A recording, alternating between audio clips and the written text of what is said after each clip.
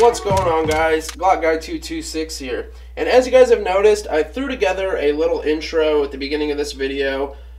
Just something I was kind of playing around with today. I had plans to go to the range and run my new BCM, but I got stuck babysitting the kids, which is okay. You know, I'm not complaining. I get to go shooting quite a bit. So sometime this week, I will be going out and running the BCM, and I will get some footage of that. But as far as the intro goes, guys, it's just a little something I threw together. I'm trying to work on my editing skills.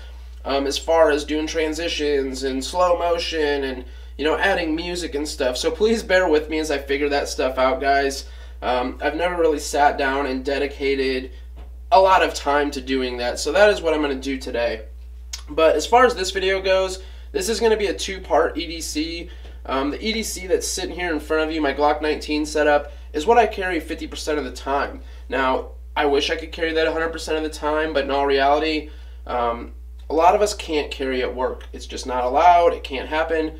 Well, I can do that. I just have to be concealed at all times. So therefore, I carry my Glock 43, which there will be a second part to this video going over what I carry, you know, the other 50% of the time. So sitting here in front of you guys is my Glock 19 setup, and like I said, this is what I have on me anytime after work, weekends, days that I have off, stuff like that. So to get into this, we'll go ahead and start with the Glock 19. Now this is sitting in a spider concealment holster, soft loops inside the waistband, and of course it's light bearing for the TLR1 on the Glock 19. So awesome holster setup. I'm really digging that.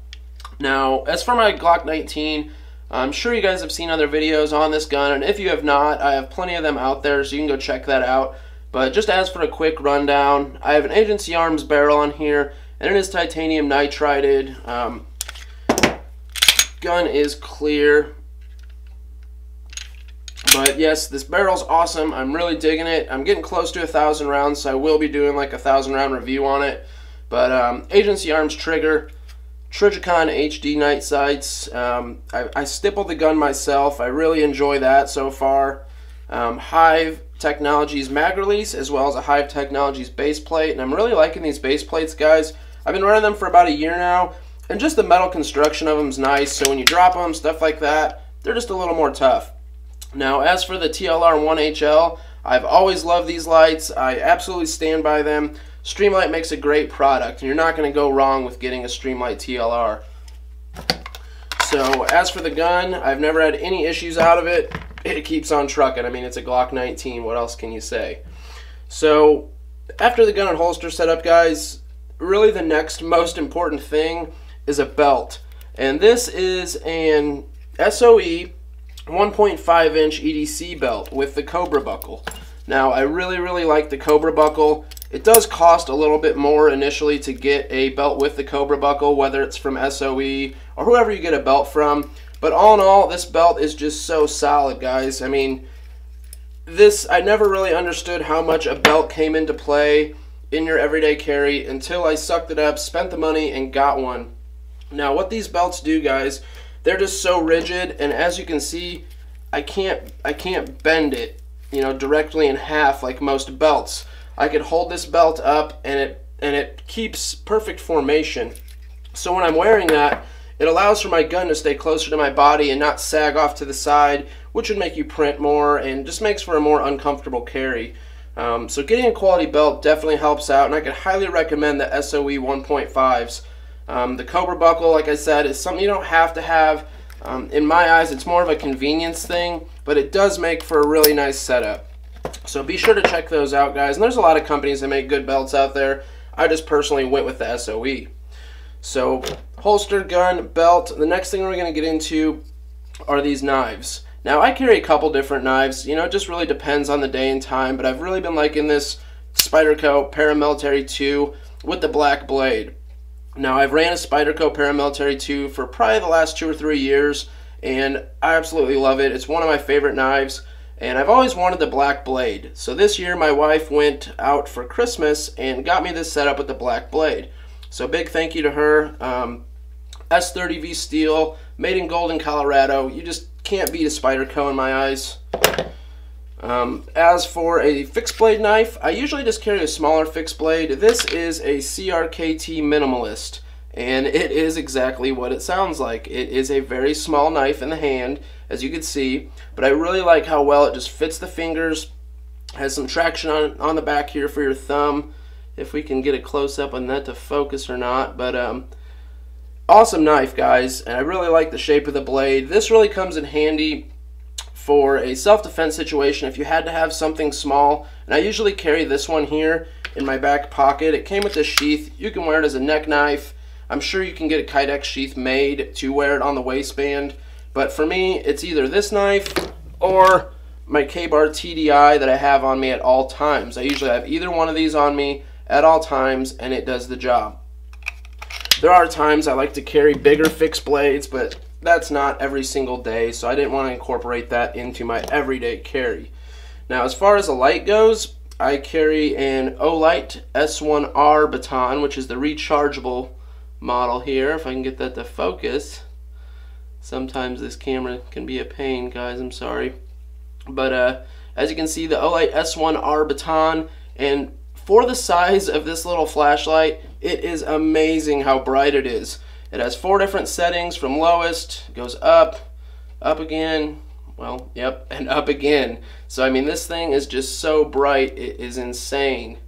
Now, I've used this at work. I mean, I've got it wet, dirty, you know, this thing is just held up great. And I really like the fact that it's rechargeable. So every day after I'm done carrying it and using it, I bring it home, throw it on the charger, and the charger itself is really neat. You know, just a small basic charger, but what's cool about it is it's magnetic. So you just slap it on that charger, plug it in, and about 15-20 minutes this thing's usually fully charged. So this is a great light. These things run about $60 to $70 most of the time. If I'm mistaken there and you guys can find them cheaper, I'm sorry, but I know a few months ago I paid, it was between $60 and $70 for this little light.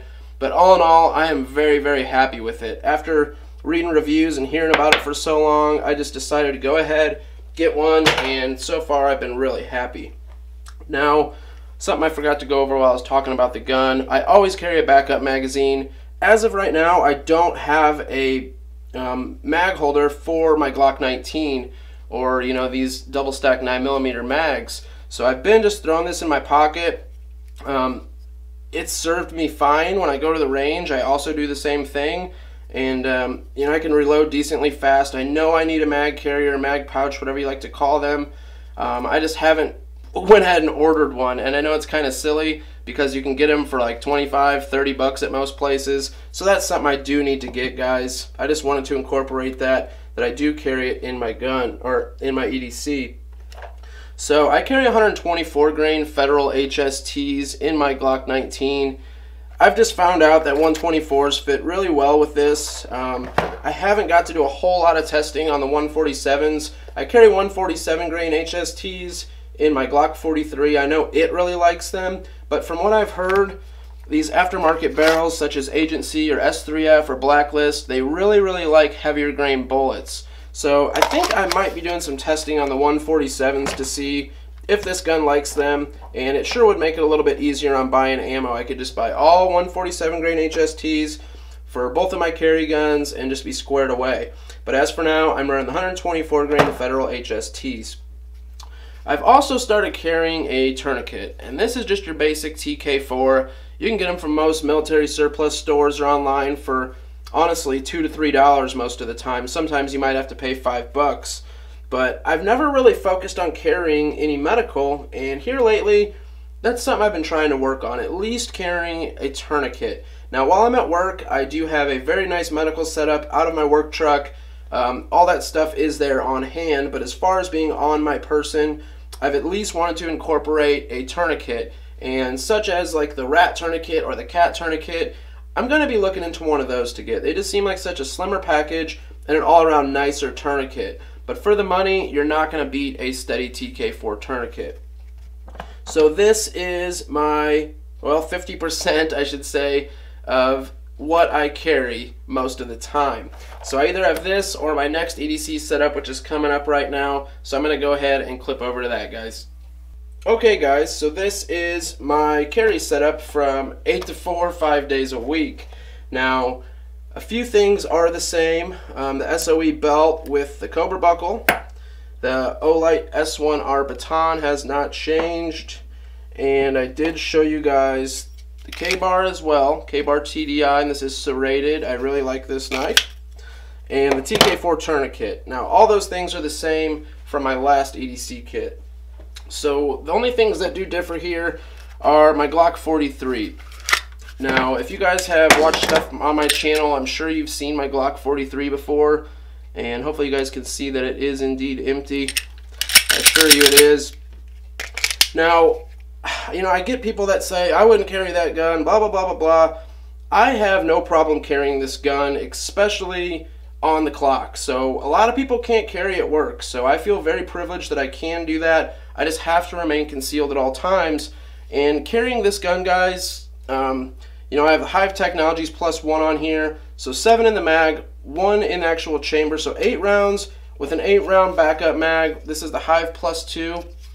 I don't really feel underpowered. You know, yes, I would like to have quadruple the amount of ammo. You know, yes, I would rather have my Glock 19 with me where I have 16 in the gun ready to go with a backup mag, but I can't really complain as far as being able to carry. Like I said, there's a lot of guys that aren't allowed to carry, so I feel very privileged that I am allowed to carry.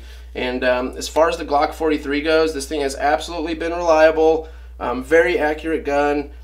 I have a lot of other videos out on it, but a quick rundown. I run TruGo TFOs on here, and they're a fiber optic and tritium sight. Very bright at night, very bright in the daytime. I think I'm going to be putting Trigicon HDs on here though. Nothing against these sights, just the HDs I've absolutely fallen in love with. I also run a Streamlight TLR6, Agency Arms flat face trigger, and I did all the stipple work myself as well as the undercut. It came out pretty good. Hive Technologies extended mag release there, and pretty much, guys, I couldn't be happier with the 43. I would like to get a barrel at some point, but you know, it's really not a huge priority on my list right now, but down the road I definitely do plan on doing that. So the Glock 43 runs in an A1 custom tack holster. This is a multi-cam fabric wrapped holster, single clip, 1.5-inch belt loop clip.